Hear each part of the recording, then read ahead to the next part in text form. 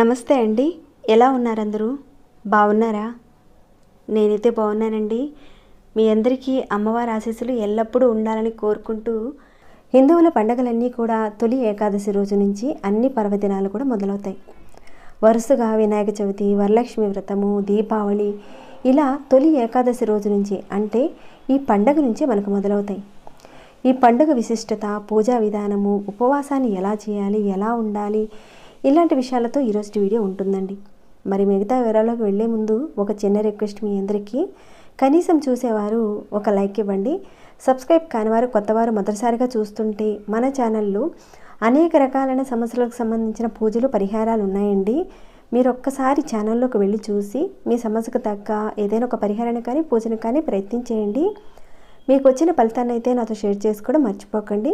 ఇక సబ్స్క్రైబ్ కాకుండా ఉంటే సబ్స్క్రైబ్ అయ్యి నోటిఫికేషన్ వచ్చేలా ఆల్ అనే ఆప్షన్ తప్పకుండా ఆన్లో పెట్టుకోండి.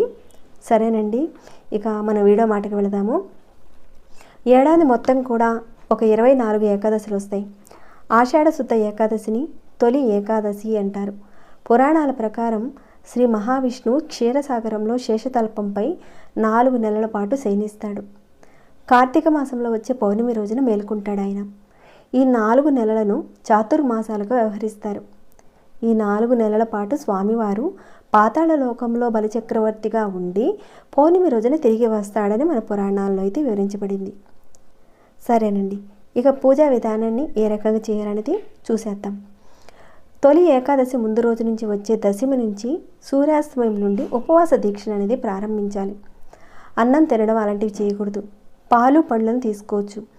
మనం పడుకునే ప్రదేశం అనేది చాలా శుభ్రంగా ఉండేలా చూసుకోవాలి. అలానే ఆ రోజున రాత్రి బ్రహ్మచర్యాన్ని కూడా పాటించాలి. ఉదయాన్నే లేచి అంటే ఏకాదశి రోజున ఇల్లంతా శుభ్రం చేసుకుని తలస్నానం చేసుకుని పీట అనేది వేయాలి. మీరు ప్రతిరోజు పూజ ఎక్కడ చేస్తారో అక్కడే చేసుకోవచ్చు. లేదంటే ఈశాన్య దిశలో చేస్తే ఎక్కువ ప్రతిఫలం ఉంటుందండి. మీరు పీట వేసి చక్కగా పసుపు కుంకాలు ముగ్గులు పెట్టుకుని పసుపు పచ్చని వస్త్రాన్ని పరిచి దాని మీద లక్ష్మీ సమేత నారాయణుడు పటం కానీ లేదంటే వెంకటేశ్వర స్వామివారి యొక్క ఫోటో కానీ పెట్టుకుని గంధం కుంకుమలతో అలంకరించుకోవాలి. లేదంటే విగ్రహాలు ఉన్నవారనుకోండి, విగ్రహాలనైనా సరే చక్కగా పెట్టుకుని పూజ చేసుకోవచ్చు. ఆ విధంగా పూలతో అలంకరించాలి. ఇక మామిడాకులు ఉన్నా కానీ వాటితో కూడా అలంకరించుకోవచ్చండి ఈ పూజలో భాగంగా. ఇలా చేసుకున్న తర్వాత గణపతికి పూజ చేయాలి కాబట్టి గణపతి విగ్రహాన్ని పెట్టుకోండి. లేదంటే పసుపు గణపతిని తయారు చేసి పూజలో పెట్టుకొని పూజ చేసుకోవచ్చు. ఇక దీపపు కుందులన్నింటివి పెట్టుకొని దానిలో 5 ఒత్తులు విడివిడిగా కానీ లేదంటే కలిపి కానీ వేసుకోవచ్చు. ఎలా అయినా సరే వేసుకోవచ్చండి.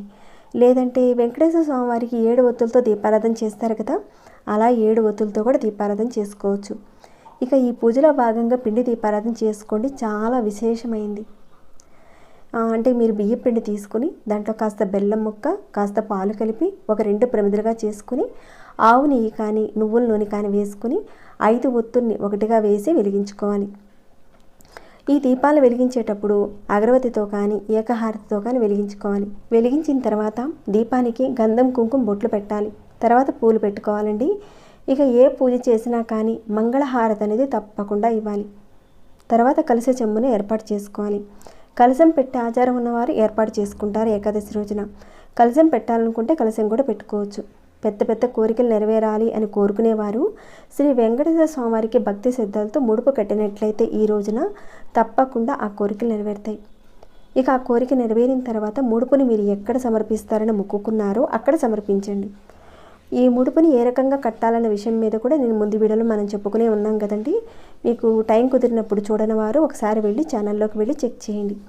ఎందుకంటే ఎలా చేయాలనేది ఇక్కడ చూపిస్తే వీడియో కాస్త లెంత్ అయిపోతుంది కాబట్టి నేను సెపరేట్గా పెట్టడం అనేది జరిగిందండి. మీకు కుదిరినప్పుడు ఒకసారి వెళ్ళి చూడండి. ఇక ఈ తొలి ఏకాదశి రోజున విష్ణుమూర్తిని చక్కగా పసుపు పూలతో అలంకరించండి. చామంతి పూలతో కానీ లేదంటే సువాసన కలిగిన పూలతో ఆయన్ని అలంకరించండి. విష్ణుమూర్తి వారికి ఎంతో ఇష్టమైన తులసి మాలను ఈరోజు సమర్పించడానికి తప్పకుండా చూడండి. ఇంకా ఈ రోజున తులసి మాతకు దీపారాధన చేయండి. అలానే తులసి మాత దగ్గర ఎలాంటి పరిహారాలు చేసుకుంటే మనకి అనేక ప్రయోజనాలు కలుగుతాయి ఏంటి ఇవన్నీ కూడా నేను ముందు వీడియోలో చెప్పానండి. ఆ పరిహారాల నుంచి ఏదో ఒక పరిహారాన్ని మీరు ఎంచుకొని ఈ తొలి ఏకాదశి రోజున తప్పకుండా చేసుకోండి. మంచి ఫలితాలను అయితే చూస్తారు. ఇక స్వామివారికి సంబంధించిన అష్టోత్తర శతనామావళి చదివేటప్పుడు ఆ తులసిని పెడుతూ పూజ చేసుకుంటే చాలా చాలా మంచిది. ఇక ధూప దీప నైవేద్యాలన్నీ కూడా ఏర్పాటు చేసుకోవాలి. ఇక్కడ తొలి ఏకాదశి రోజున తప్పకుండా నైవేద్యం కింద పేలాల పిండిని సమర్పించండి. ఈ తొలి ఏకాదశి రోజున సమర్పించి తప్పనిసరిగా అందరూ కూడా తీసుకోవాలి. ఈ పేలాల పిండిని ఏ రకంగా చేసుకోవాలనేది కూడా లాస్ట్ ఇయర్ ఒక వీడియో ద్వారా మీ అందరికీ తెలియజేయడం జరిగింది. చూడని వారు ఎవరైనా ఉంటే ఛానల్లోకి వెళ్ళి చూడండి, లేదంటే నేను డిస్క్రిప్షన్ బాక్స్లో కూడా లింక్ ఇస్తాను, చూడండి. ఇక తర్వాత గణపతిని ఆహ్వానించి పసుపు కుంకాలు ఇచ్చిన తర్వాత శ్రీ వెంకటేశ్వర స్వామి వారిని కానీ లేదా విష్ణుమూర్తి వారిని కానీ చక్కగా పూజ చేసుకుని వారికి లక్ష్మీ అమ్మవారికి సంబంధించిన స్తోత్ర శతనామావళి కూడా చదువుకోండి. ఇంకా విష్ణు సహస్రనామాన్ని కూడా చదవండి. శ్రీ మహాలక్ష్మి అమ్మవారికి చాలా ఇష్టమైన కనకధార స్తోత్రాన్ని కూడా పారాయణం చేయాలి ఈ రోజున. అలా చేయడం వల్ల ఇంటిలో అష్టైశ్వర్యాలకు ఎలాంటి లోటు ఉండదు. ముందు వీడియోలో కనకధార పూజ గురించి కూడా మనం చాలా వరకు చెప్పుకునే ఉన్నాము. అలా మీరు లక్ష్మీనారాయణలకు ఎంతో ఇష్టమైన పూలతో పూజించడము, తులసితో అష్టోత్తర శతనామావళి పూజ చేసినా కానీ చాలా చాలా మంచిదండి. ఇద్దరికీ కూడా ధూపం దీపం చూపెట్టిన తర్వాత నైవేద్యాన్ని కూడా చూపించండి. ఇక్కడ మంగళహారతి పాట పాడుకుంటే చాలా మంచిదండి. తర్వాత మీరు కొబ్బరికాయను స్వామివారికి సమర్పించాలి. తొలి ఏకాదశి రోజున తప్పకుండా పేలాల పిండిని సమర్పించండి. అసలు ఈ పేలాల పిండిని ఎందుకు సమర్పించాలంటే పేలాలు పితృదేవతలకు ఎంతో ఇష్టమని, అంతేకాకుండా మనకు జన్మనిచ్చిన తల్లిదండ్రులను పండగ రోజున మనం గుర్తు చేసుకోవడం అనేది మన యొక్క బాధ్యత కదండి.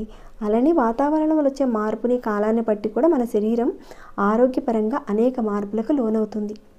గ్రీష్మ ఋతువు ముగిసిన తర్వాత వర్ష ఋతువు మొదలైన కాలంలో ఉష్ణోగ్రతలు అనేటివి ఒక్కసారిగా పడిపోతాయి. ఆ సమయంలో మనం వీటిని తీసుకోవడం వల్ల శరీరానికి వేడి చేస్తుంది. ఈ రోజున ఆలయంలో ఇచ్చినా లేదంటే ఇంట్లో చేసుకున్నా కానీ తప్పకుండా పేలాల పిండిని తీసుకోండి. తర్వాత కర్పూర హారతి ఇచ్చి స్వామివారికి ఆ విధంగా చూపించిన తర్వాత ఇల్లంతా కూడా చూపించండి ఆ కర్పూర హారతిని. అలా చూపించడం వల్ల ఇంట్లో ఉన్న నెగిటివ్ ఎనర్జీ అంతా కూడా పోతుంది. పాజిటివ్ ఎనర్జీతో ఇల్లు ఉంటుందన్నమాట. ఇక స్వామివారి దగ్గర మంత్రపుష్పాన్ని పెట్టుకోండి. అసలు ఉపవాసం ఎలా ఉండాలనే మాటకు వస్తే ఇక్కడ దశమి సాయంత్రం నుంచి మనం ఉపవాస దీక్షను ప్రారంభించాలి.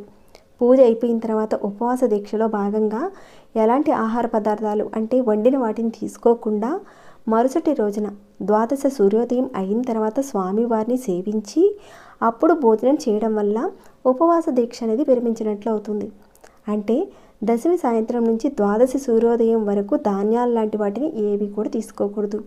ఇలా ఎక్కువసేపు ఉపవాస దీక్ష చేయలేని వారు ఈ పూజ చేసుకుని ఆ రోజున బియ్యం ధాన్యాలను తినకుండా ఉంటే సరిపోతుంది. ఉపవాస దీక్షను తీసుకునేవారనుకోండి పాలు పళ్ళను తీసుకోవచ్చు. మీ యొక్క ఆరోగ్యరీత్యా ఆరోగ్యం బాగోలేని వారు, శరీరం సహకరించిన వారు ఉపవాస దీక్ష ఉండడం అనేది చాలా కష్టమవుతుంది. కాబట్టి అలాంటి వాళ్ళు పూజ చేసుకుని ఇక బియ్యంతో చేసిన ఏ పదార్థమో తినకుండా ఉండాలి ఆ రోజున. ఇక మధ్యాహ్నం అనుకోండి పాలు పండ్లతో ఉన్న సాయంత్రం వేళ దీపారాధన చేసుకుని రాత్రిపూట జాగరణ చేయాలి. అంటే శివరాత్రికి జాగరణ ఏ రకంగా ఉంటామో అలానే ఏకాదశి ద్వాదశి మధ్యన జాగరణ ఉన్నట్లయితే చాలా మంచిదండి. ఎక్కువ ఫలితాలను అయితే చూస్తారు మీరు. మనకు నెలలో వచ్చే 2 ఏకాదశులు చొప్పున సంవత్సరంలో 24 ఏకాదశులు వస్తాయి. ఈ 24 ఏకాదశులు మీరు ఉండలేకపోయినా తొలి ఏకాదశి రోజున కానీ ముక్కోటి ఏకాదశి రోజున కానీ ఉంటే మరింత విశేషమైన ఫలితాలు కలుగుతాయి. జాగరణ ఉండేవారు ఉండొచ్చు, లేదు ఉండలేమనేవారు ఆ రోజు రాత్రి పడుకొని ఉదయాన్నే లేచి శ్రీ వెంకటేశ్వర స్వామి వారికి కానీ లేదా లక్ష్మీనారాయణ వారికి కానీ పూజ చేసుకోవాలి. ఇక నైవేద్యంగా ఏదైనా సమర్పించి ఉపవాస దీక్షను విరమించవచ్చు. ద్వాదశి అయిపోయేలోపే మీరు తినాలి.